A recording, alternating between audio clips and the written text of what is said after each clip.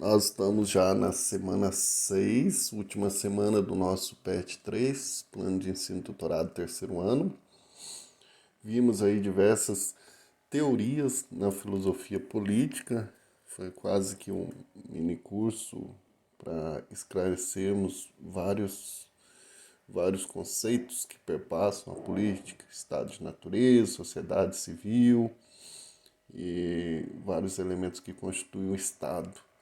Nós temos agora um filósofo nessa semana, contemporâneo, Michel Foucault, francês, filósofo que nasceu em Poitiers. Então nós vamos ver a política através de um viés contemporâneo e um elemento, conceito importante, principal, que está num livro chamado Microfísica do Poder de Foucault, que é sobre o conceito.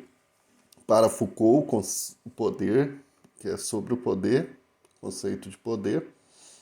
Para Foucault, o poder não se estabelece de forma macro, mas de forma micro, não é olhando o poder assim num todo, seja, por exemplo, no Estado, olhando alguém que comanda o Estado. Não. Foucault analisa o poder através de cada lugar que nós estamos, cada pessoa em sua localidade. O poder está em todo lugar. Ele cria subjetividades. O que quer dizer isso? O poder ele acaba fazendo parte da nossa mente.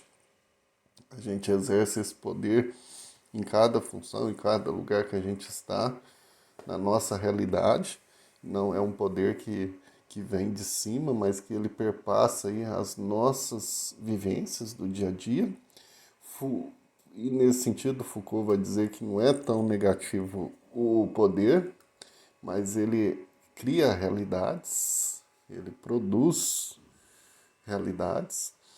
Então, o Foucault faz toda uma crítica histórica da modernidade e com a visão, com o óculos do conceito do poder, que ajuda a gente a entender a constituição de várias estruturas aí que a gente vivencia até hoje.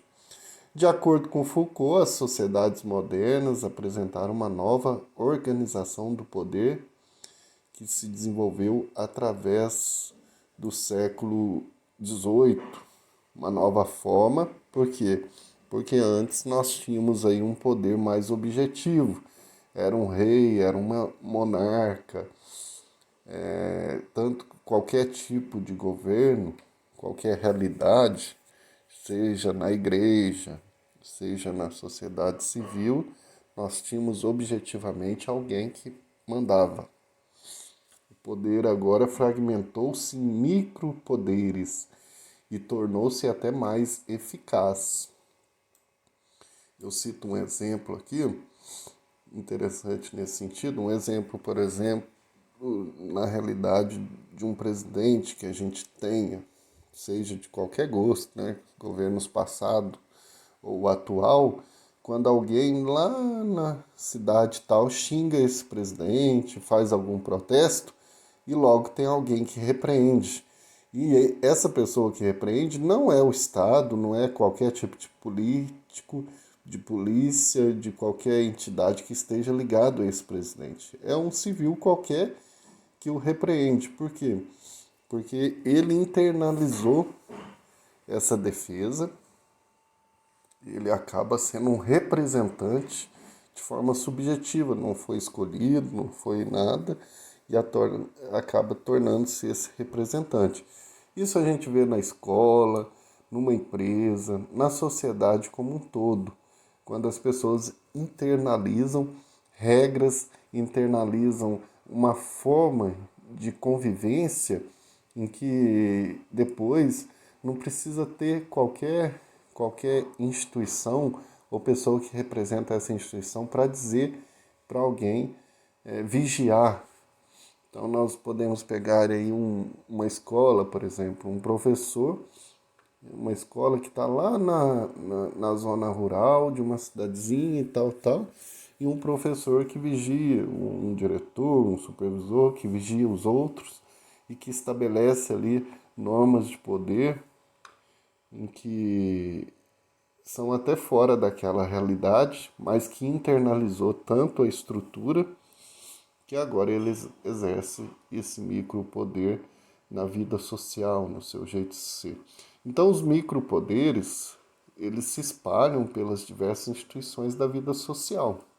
Quando a gente fala em instituição, instituição família, instituição amizade, instituição relações diversas que a gente estabelece. As pessoas interiorizam eles e cumpram em si, eles vão cumprindo no dia a dia as normas que são estabelecidas para essa disciplina.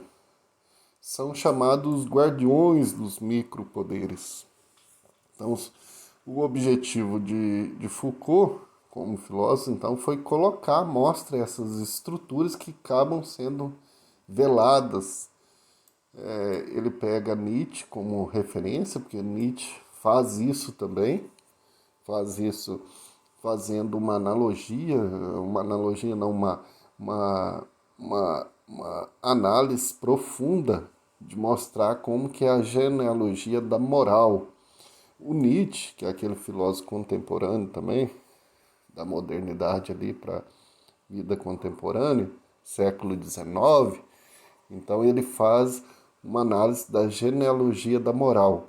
Como que surge a moral nossa ocidental, que é uma moral ainda universal, ainda muito de forma absoluta, de forma moralista no jeito de ser.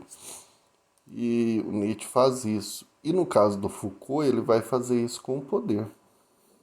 Então Nietzsche faz isso pegando os valores, como que eles foram consagrados historicamente, e esses valores eles são colocados na vida humana, na vida social, de forma pelos interesses de cada povo, de cada sociedade que vai se estruturando. No caso do Foucault, ele pega o poder, como que ele foi se constituindo, então, como que ele vai introduzindo na nossa sociedade. E é interessante que eu observo hoje que a maior parte das pessoas, por isso que surgem aí líderes muito oportunistas, porque a maior parte das pessoas elas não querem ser donas de si, elas parecem que sempre querem alguém para mandar nelas. Na visão de Foucault, esse poder não seria essencialmente de repressão ou de censura, mas antes de um poder criador, no sentido de produzir realidades e seus conceitos.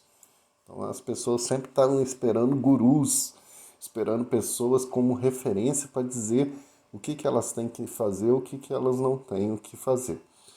Na verdade, o poder produz o real, produz os domínios de objeto e os rituais de verdade. Então o poder vai passando aí regras, né? Então todo mundo sempre tem esses livros, essas referências, esses atuais influencers, né? Pessoas que se dizem influencers, mas não tem muito estudo, não tem muita base, mas estão aí colocando regras, orientações para as pessoas se direcionarem. Foucault acompanha a evolução dos mecanismos de controle social e de punição, caracteriza a sociedade contemporânea como uma sociedade disciplinar, na qual prevalece a produção de práticas disciplinares de vigilância e de controle constantes, que se estendem a todos os âmbitos da vida dos indivíduos. Então, para Foucault, é claro que em toda a sua obra a gente vai perceber, ele pega lá os exemplos de prisões, aquelas prisões e que depois se reproduzem em várias instituições, como a escola, essa vigia constante de práticas aí que vão disciplinando os nossos corpos. Então, o nosso corpo já está tão disciplinado, hoje é uma crítica que se faz, que nossos jovens perderam aí a sensualidade, né? Principalmente nesse aspecto da sexualidade, da sensualidade. Somos o tempo todo conduzidos a termos corpos e conduzirmos nosso corpo segundo padrões que vão determinando aí o nosso jeito. E uma das formas mais eficientes dessa vigilância e disciplina se dá no seu entender por meio de discursos e práticas científicas aparentemente neutras e racionais que procuram normatizar o comportamento dos indivíduos. O que quer dizer isso? Que a ciência ela conduz, ela acaba querendo ter um discurso neutro, né? Neutro, sem, como se não tivesse envolvido com a política. Isso na pandemia hoje ficou claro. A ciência que quer se curar e não tem e não percebe, não faz análise, são nossa, quase ninguém fez alguma análise do que é o biopoder, a sindemia, só falou de pandemia, como se a cura da pandemia fosse vacina. E não percebeu toda uma questão política que envolveu aí de organização também, de estrutura de nossa sociedade.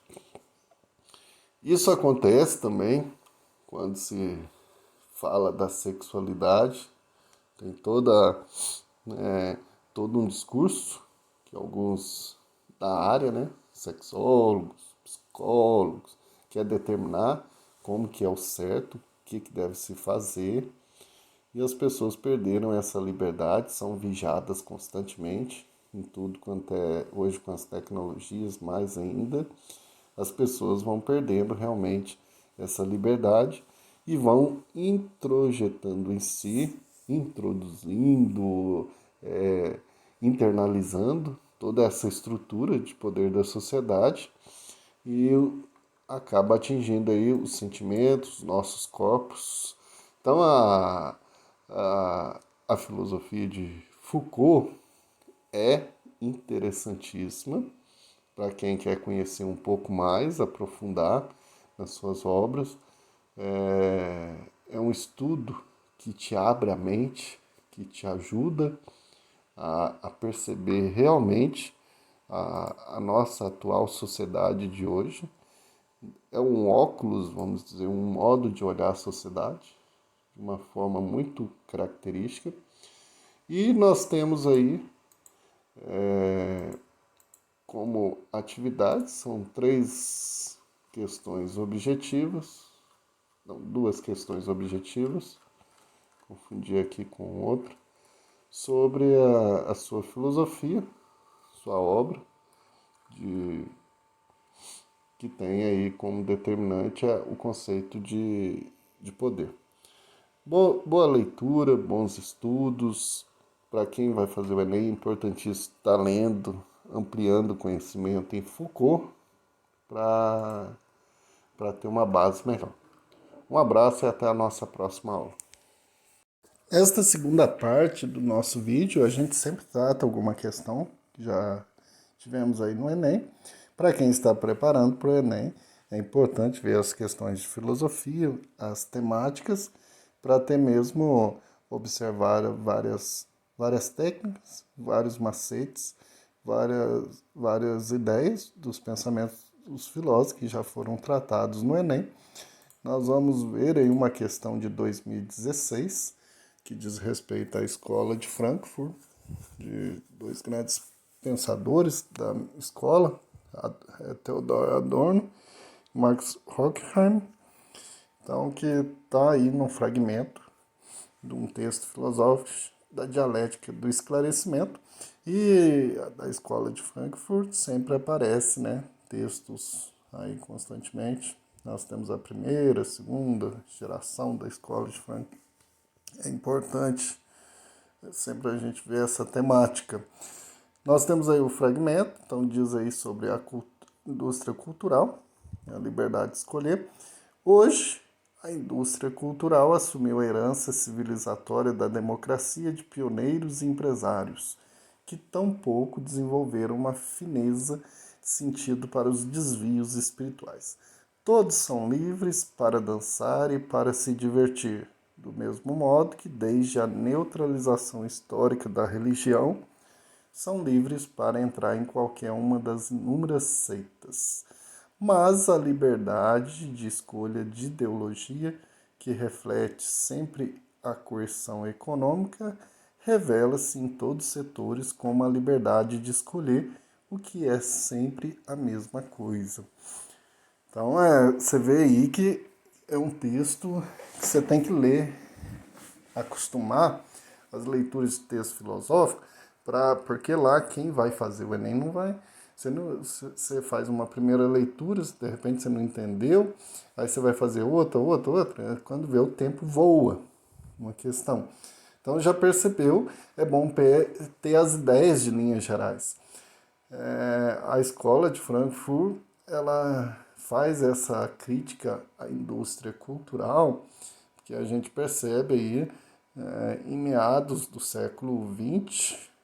Então nós já temos aí a arte, a música, há uma produção muito mais industrializada, voltada mesmo mais como centro o financeiro, o econômico.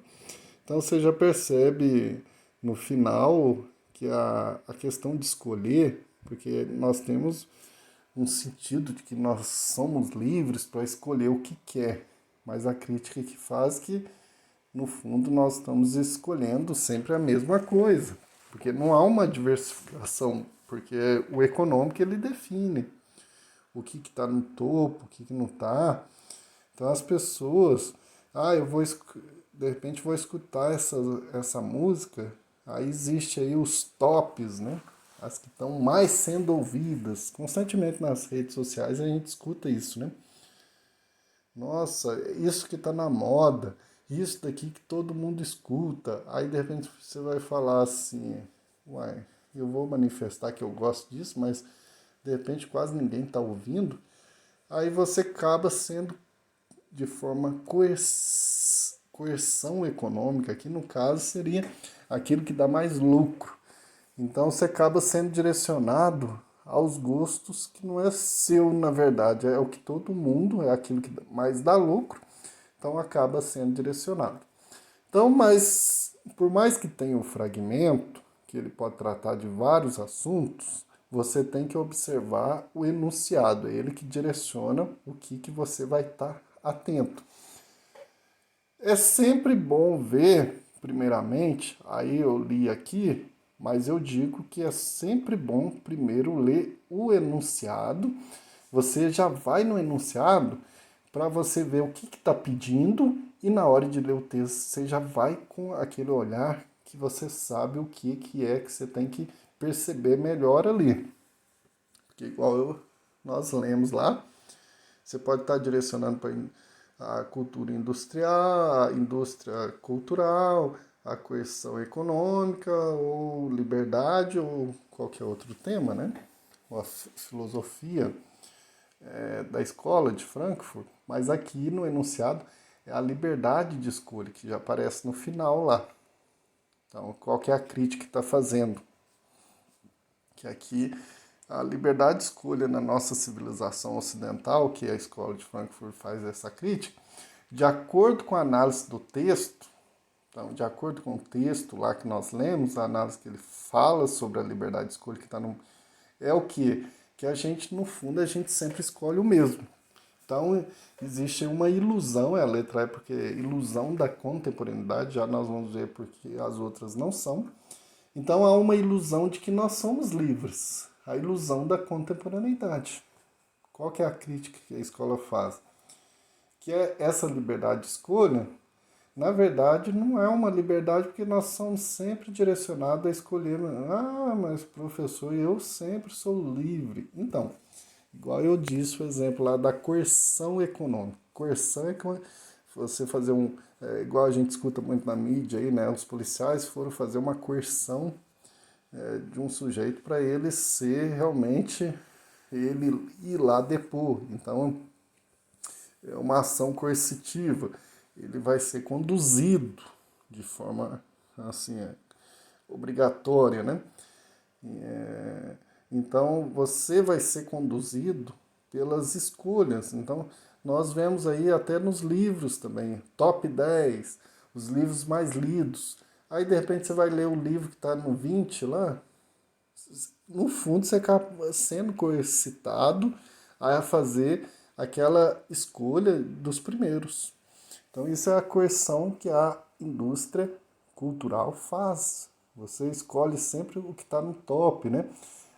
Tanto todos esses aplicativos aí que a gente tem, tanto na TV, no, no celular, você pode perceber os apps aí, que eles aparecem aí, top 10, top 1000, top Brasil, top não sei o que. São vários nomes para você escolher as que mais estão sendo ouvidas. E você acaba escolhendo aquele que está para ser aceito, né, socialmente, para ali no grupo você dizer que, nossa, eu sou fã disso também. Então você acaba tendo essa ilusão de que você é livre para escolher, mas a escolha acaba sendo direcionada. Então a questão remete à escola de Frankfurt do século X, meados lá, que por sua postura crítica desenvolveu teorias sobre os mais variados temas, como fenômeno das massas, indústria cultural, contradições do capitalismo, complexidade comunicacional, questões éticas, dentre outros.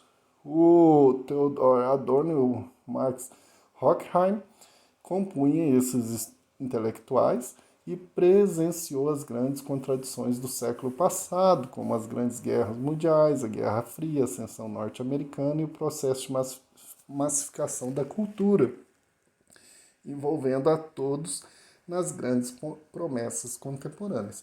Então, a vida nossa contemporânea, do indivíduo, ser livre, ser autônomo, ser, ao mesmo tempo, economicamente, um empreendedor. Então, vários conceitos, ideias que a gente escuta diretamente, né, em vários meios de comunicação, eles têm as suas contradições e as suas ilusões. Muito presentes. E por que que não é as outras? Igual a letra A. Legado é algo que produz benefícios. Não é uma enganação, é algo que ficou. O legado de uma geração. O legado social é algo que ficou, foi um grande feito.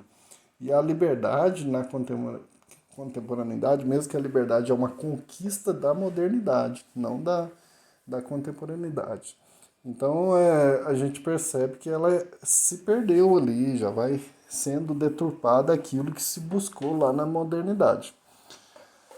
Patrimônio político, primeiro que o tema liberdade pessoal, ou seja, ou coletiva, tem a ver com os direitos nossos naturais e sociais, não com um patrimônio político. Por isso que tem que olhar o que o enunciado está tratando. Letra C, produto da moralidade, também o ponto de reflexão do texto são as ideologias na indústria cultural, a liberdade de escolha, na civilização ocidental e não sobre moralidade. E a letra D, conquista da humanidade, não, é analisado no texto de forma até negativa, né? No momento atual, não. E não visto como uma conquista, se a gente for ver, daquilo que é o legado que a gente tem desde a modernidade, praticamente aí é uma perda. Porque você vê que nós somos, pelo texto ali, a gente tem uma coerção econômica. Mas essa coerção econômica se dá na coerção social, há aí uma condução nossa de pensamento, que muitas das vezes a crítica até de uma introdução à filosofia, né, o senso comum, o senso crítico, nós continuamos ainda a voltar muito para dentro da caverna lá de Platão, ainda usando somente os sentidos, sem muito uso da razão. Essa questão é interessantíssima, faz a gente pensar aqui em estratégias na hora de você fazer questões do Enem, você abordar diretamente e no enunciado, ver e depois ler e perceber esses termos, que é bom na leitura que a gente faz, né? Então é bom a gente ter uma familiaridade com os termos filosóficos. Então continue aí lendo, aprofundando, siga em frente, vá com empenho, que o Enem aí é uma conquista, é uma preparação, a educação realmente é um caminhar, que os frutos vêm bem depois, mas é importante a gente ter essas metas, né? Bons estudos, boa leitura e até o nosso próximo vídeo.